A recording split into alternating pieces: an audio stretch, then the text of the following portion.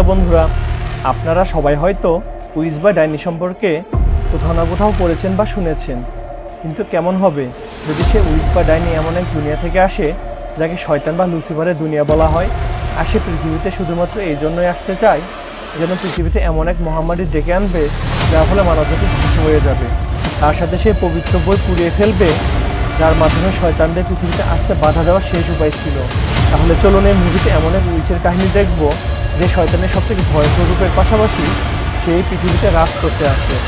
কাহিনী শুরু হয় আর আমাদের 1235 এডি এর সময় দেখানো হয়, যেখানে ভিলাক নামের একটি গ্রামকে দেখানো হয়। এখানে 3জন মহিলাকে বন্দি করে রাখা হয়। তারপর সেখানকার গির্জার ফাদার বলে এই 3জনের বিরুদ্ধে কালা জাদু করা আর হেলের রাজা লুসিফারের সাথে কন্ট্যাক্ট করার আরোপ রয়েছে।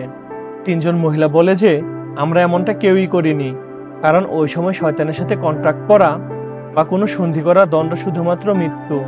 তারপর ফাদার বলে মৃত্যুর আগে যদি তোমাদের 3জনের মধ্যে কেউ সত্যি কথা বলো তাহলে তার জীবন ভিক্ষা দেওয়া হবে। তারপর প্রথম মহিলা তার দোষ স্বীকার করে আর বলে আমি শয়তানের সাথে কন্ট্যাক্ট করার চেষ্টা করেছি। দ্বিতীয় মহিলা সত্যিই নির্দোষ ছিল, সে বলে আমি এমন কোনো কাজই করিনি, আর আমি শুধুমাত্র কালা জাদু ধ্বংস করার উপায় খুঁজতেছিলাম। কিন্তু তৃতীয় মহিলা দেখতে ভয়ঙ্কর ছিল, সে ফাদারকে বলে তুই খুব তাড়াতাড়ি মারা যাবি। তারপর 3জনকে ফাঁসির সাজা দেওয়া হয়, যদিও প্রথম 2জন মহিলা তাদের জীবন ভিক্ষা চায়, কারণ ফাদার তাদের সত্যি বলে জীবন ভিক্ষা দিবে বলেছিল। কিন্তু ওই সময় এইসব কালা জাদু করার একটাই শাস্তি ছিল, তা হচ্ছে মৃত্যুদণ্ড। ফাঁসি দেওয়ার পর সৈনিকরা তাদের লাশ নদীতে ফেলে ঝুলিয়ে রাখে আর সেখান থেকে চলে যেতে থাকে। কিন্তু ফাদার সেনাপতিকে দাঁড়াতে বলে আর বলে যে তাদের 3জনের লাশকে আমরা এইভাবে নদীতে ঝুলিয়ে রাখতে পারি না, কারণ আমাদেরকে তাদের কালা জাদুর শক্তিকেও শেষ করতে হবে। সেজন্য সলোমনের পবিত্র বই থেকে কিছু মন্ত্র তাকে বলতে হবে লাশদেরকে, তা না করলে এর পরিণাম অনেক ভয়ানক হবে। কিন্তু সেনাপতি এইসব বিশ্বাস করে না, সে ফাদারের কথা শুনে না আর সেখান থেকে চলে যায়। তারপর মধ্যরাতে ফাদার সলোমনের ওই পবিত্র বই নদীর পাড়ে নিয়ে আসে আর এক এক করে ওই মহিলাদের লাশ নদী থেকে তুলতে থাকে। তারপর তাদের লাশের সামনে কিছু মন্ত্র উচ্চারণ করে। সেখানে থাকা 2জন মহিলার শরীর থেকে তো শয়তান বের হয়ে যায়, কিন্তু তৃতীয় মহিলা জীবিত হয়ে যায় আর ভয়ানক এক উইচে রূপান্তরিত হয়। তারপর সেই উইচ তার কালা জাদুর শক্তি দিয়ে ওই ফাদারকে মেরে ওই নদীতেই ঝুলিয়ে রাখে। তারপর অনেক বছর চলে যায় আর সিন শিফট হয়ে 1332-এর সময়কালকে দেখানো হয়। আর তখন এমন সময় ছিল মানুষদেরকে আস্তিক বা নাস্তিক 2 ভাগে ভাগ করা হয়। যারা নাস্তিক ছিল, গির্জা সৈনিকরা তাদেরকে লড়াইয়ে মৃত্যুদণ্ড দিত, সেই জন্য এই সময় অনেক বড় বড় যুদ্ধ সংগঠিত হয়।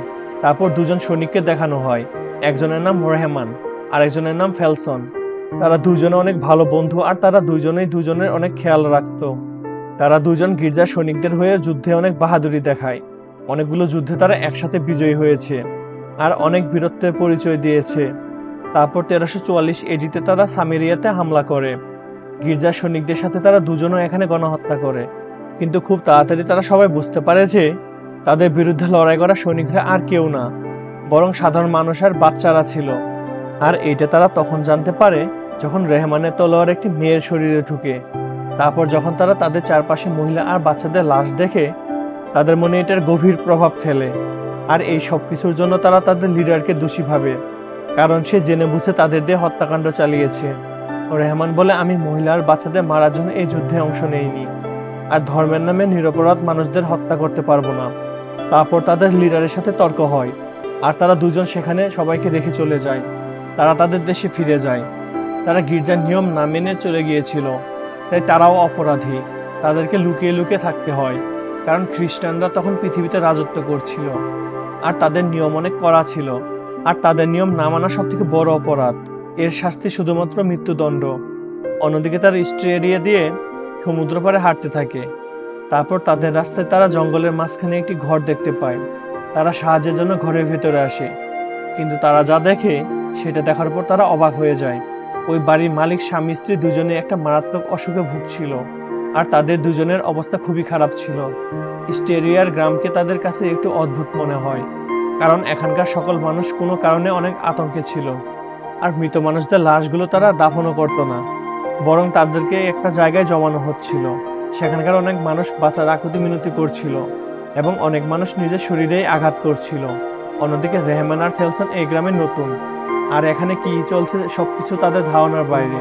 তারপর তারা একজন সৈনিকের সাথে কথা বলে আর সে জানায় যে এখানকার মানুষদের মাঝে একটি ভয়ানক মহামারী ছড়িয়ে গেছে।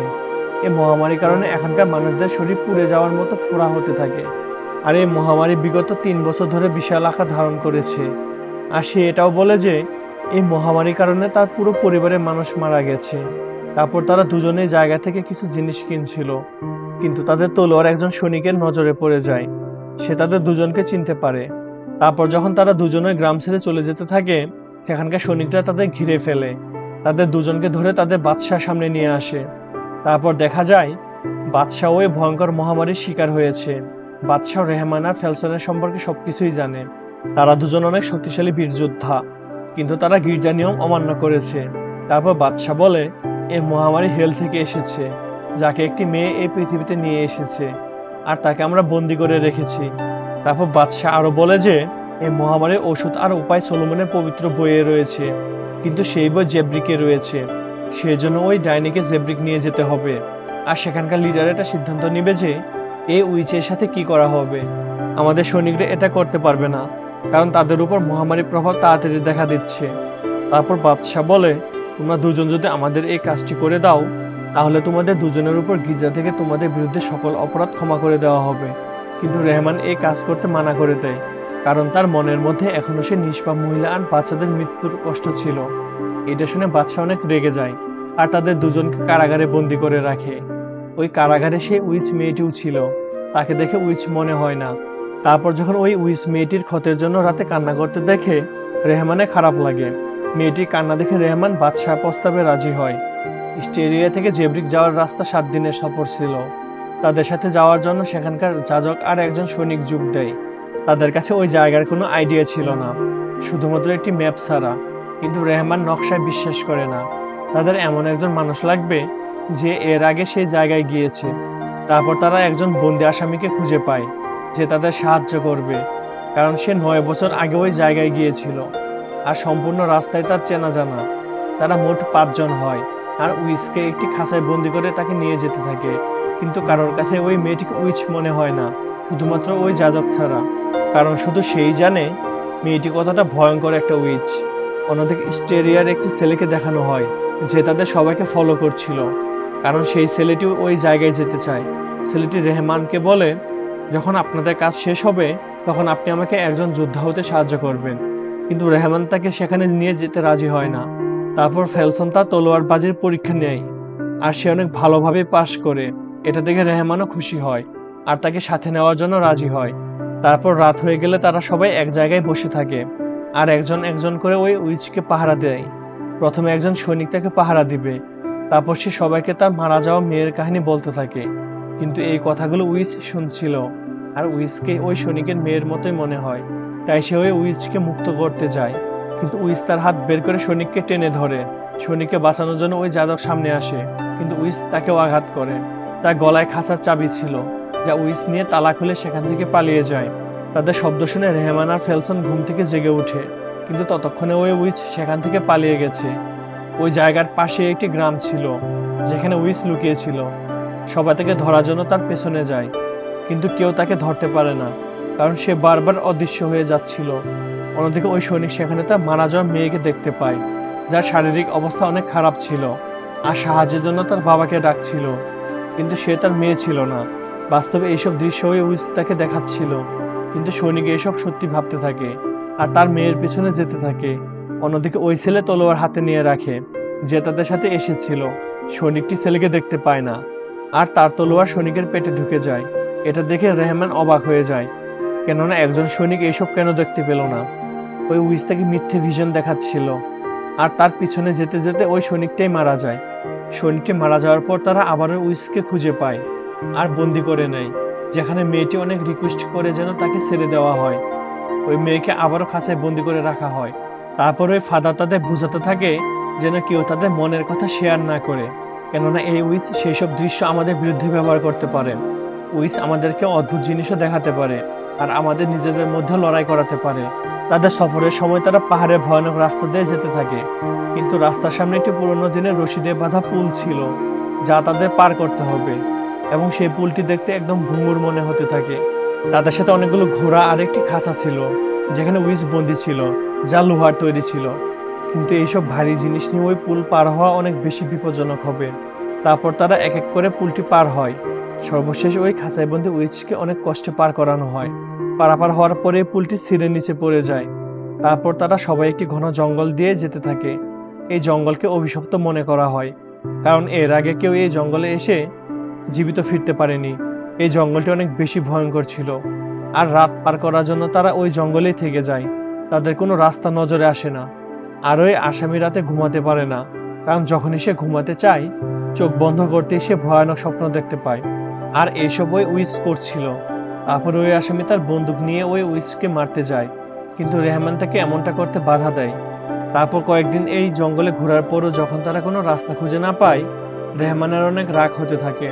আর রেগে গিয়ে সে উইচকে মারতে চায়, কিন্তু ফাদার তাকে বাধা দেয়।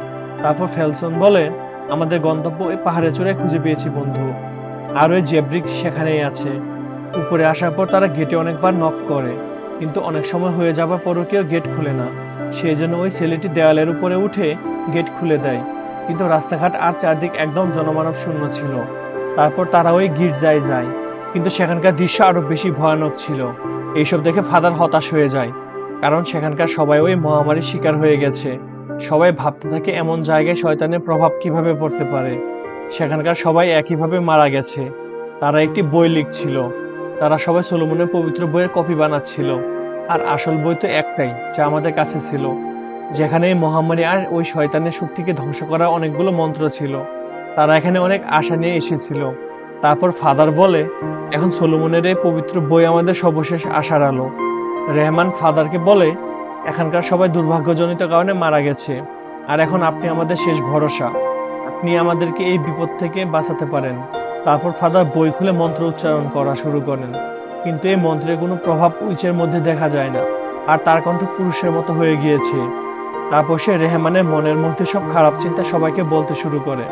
এই উইচের ভেতর একটি শয়তানের আত্মা ছিল, আর এখানেই এই বিষয়টি জানা যায়। তারপর ফাদারের বুঝতে বাকি ছিল না যে এই মেয়েটি কোনো সাধারণ উইচ না, তার ভেতর একটি ভয়ঙ্কর শয়তানি আত্মা আছে, যে আর কেউ না, হেলের রাজা লুসিফার ছিল। লুসিফারই পৃথিবীতে এই মহামারী ছড়িয়েছে, আর সে হেল থেকে পৃথিবীতে এসে রাজত্ব করতে চায়। আর এই উইচ এতটাই শক্তিশালী ছিল, সে চাইলে অনেক আগেই সবাইকে মারতে পারত, কিন্তু সে এমনটা করেনি। আর যে তার রাস্তায় বাধা হয়ে দাঁড়িয়েছে, এক এক করে সবাইকে সে মেরে ফেলেছে। আর ফাদার যত মন্ত্র উচ্চারণ করা শুরু করে, এই উইচ তত বেশি শক্তিশালী হতে থাকে।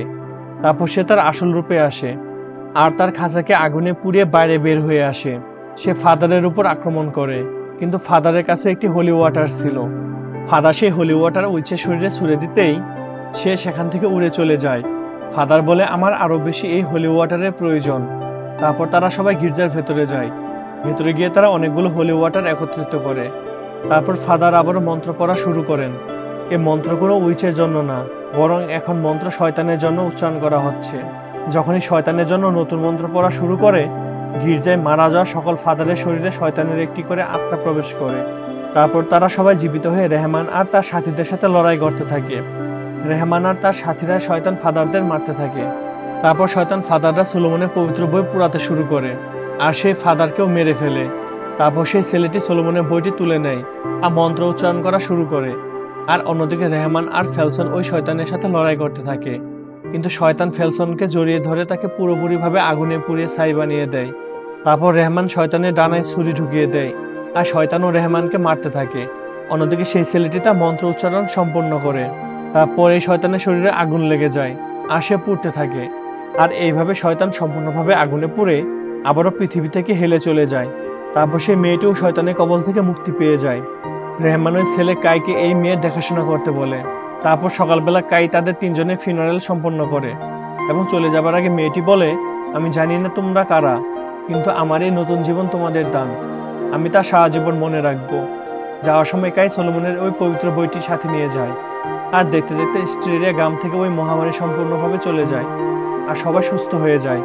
মানুষরা শুধু এটাই মনে করে যে একটা ভয়ঙ্কর মহামারী এসেছিল আবার চলে গিয়েছে, কিন্তু এইসবের পেছনে আসল কাহিনী কেউ জানে না যে হেলের রাজা লুসিফারই এই মহামারী ছড়িয়েছিল, আর কিছু মহান যোদ্ধারা তাদের জীবন দিয়ে এই পৃথিবীকে মহামারীর হাত থেকে বাঁচিয়েছে।